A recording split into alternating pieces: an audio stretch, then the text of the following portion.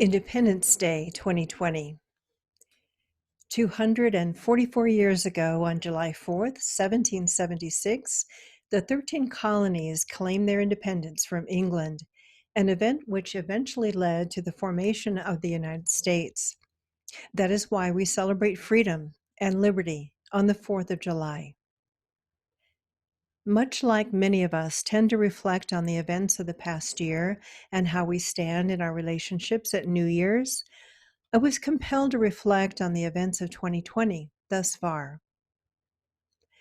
I believe most will agree that if we are not officially at war in the traditional sense, we are in the psychological and spiritual sense. We've allowed a lockdown of spirit and liberties. We've succumbed to the bullying tactics of government in lockstep with big technocracy and big pharma.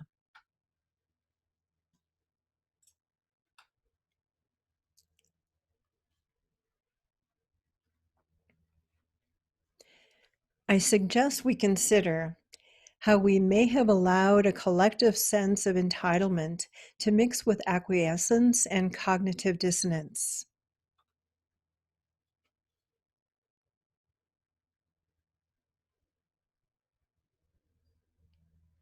If we're honest, we just may admit to knowing, even on a subconscious level, that things have not been right for a long time. Yet these things grew legs and totalitarian tiptoed all over our constitutional rights and personal liberties. Were the effects analogous to depriving David of his sling before he went up against Goliath? Did we unwittingly set ourselves up for a fall?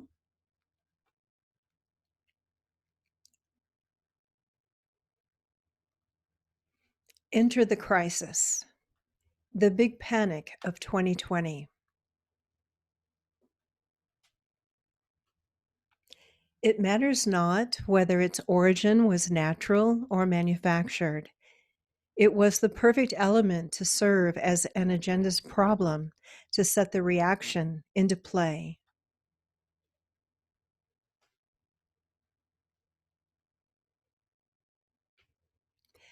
The speed of the worldwide panic that ensued almost defied belief.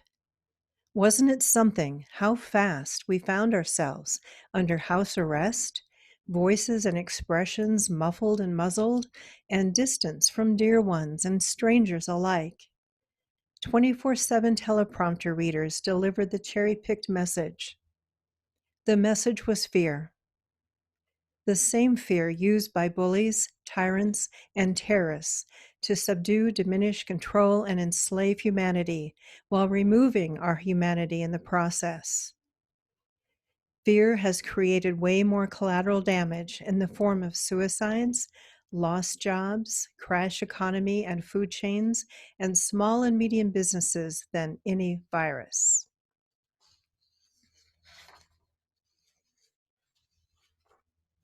There's a dark hand rocking this cradle, grown from a heartless, soulless, psychopathic core.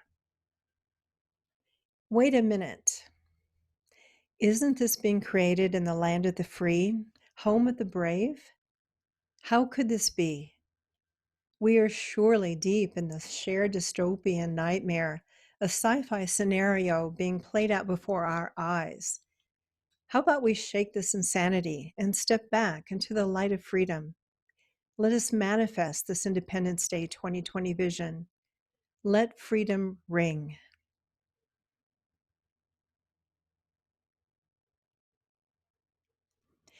Let us stand tall and together, casting off ridiculous trappings of enslavement and all that divides us.